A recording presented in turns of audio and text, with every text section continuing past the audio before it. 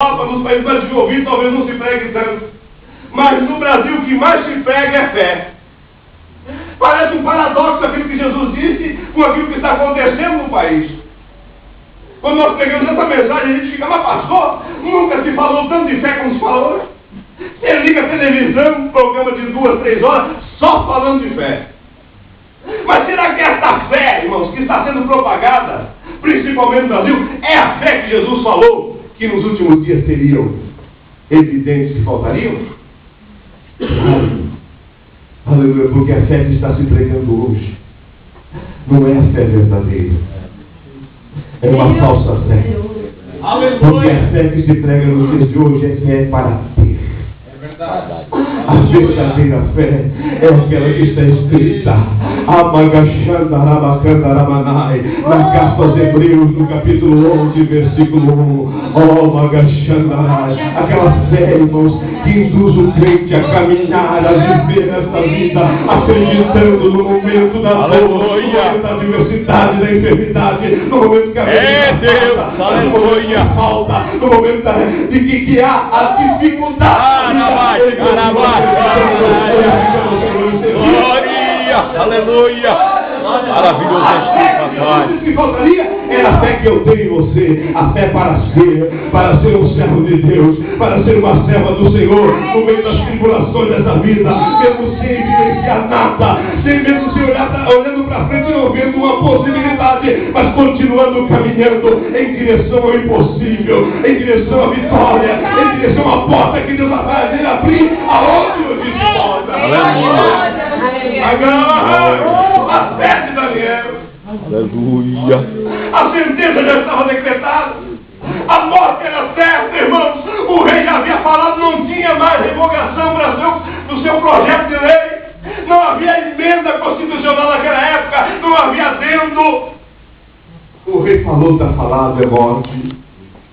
Aleluia, mas Daniel sabia o caminho que precisava tomar para ele obter a resposta. Sempre haverá um caminho a seguir. Aleluia, Daniel foi para o joelho. Daniel reuniu os amigos. Daniel não aceitou a condição. Daniel disse, vamos para o joelho. Nós somos moços ainda, mas podemos orar. Sabemos que o nosso Deus é Deus que responde às nossas orações. Vamos orar. Aleluia. Deus. Aleluia. Para viver essa fé, meus queridos, não é tão simples assim. Viver por fé implica em atitudes ante as adversidades. Aleluia. Porque aquele que vive a fé para ter, irmãos, quando ele não alcança, ele cai fora. Ele blasfema de Deus. Ele diz que não acredita mais nada. Ele não acredita em mais nada. Deus falou que ia acontecer, isso não está acontecendo nada. Eu não quero mais saber de servir a Jesus, não quero mais saber de ir para a igreja, não quero mais saber de buscar a Deus, e ele já se desvia já. Aleluia. Aleluia, mas viver por fé, irmãos, implica em atitude diante da adversidade. Eu comecei a analisar os textos que antecediam esse texto, quando Daniel citou essa expressão, e comecei a ver a primeira atitude de Daniel, que revelara que ele era um homem que vivia por fé, que acreditava no Deus em quem ele servia na sua primeira atitude. Sabe qual é? No momento em que ele foi provado, moço ainda, termo de idade, com 16 anos de idade, chegou no palácio. E a primeira coisa que eles fizeram foi o rei disse, olha, ali ó, pega esses 4 moços aí, muda o nome deles. Muda o nome deles. Dá para eles as refinarias, né? Vamos ver o texto como diz. Como o texto diz. Diz assim, no capítulo 1 de Daniel, versículo de número 3. Disse o rei a Aspenaz, chefe dos eunucos, que trouxesse algum dos filhos de Israel, tanto da linhagem real como dos nobres jovens, sem nenhum defeito, boa aparência, instruídos em toda a sabedoria, doutos em ciência, versados no conhecimento, que fossem competentes para assistirem no palácio do rei, lhes ensinasse a cultura e a língua dos caldeus.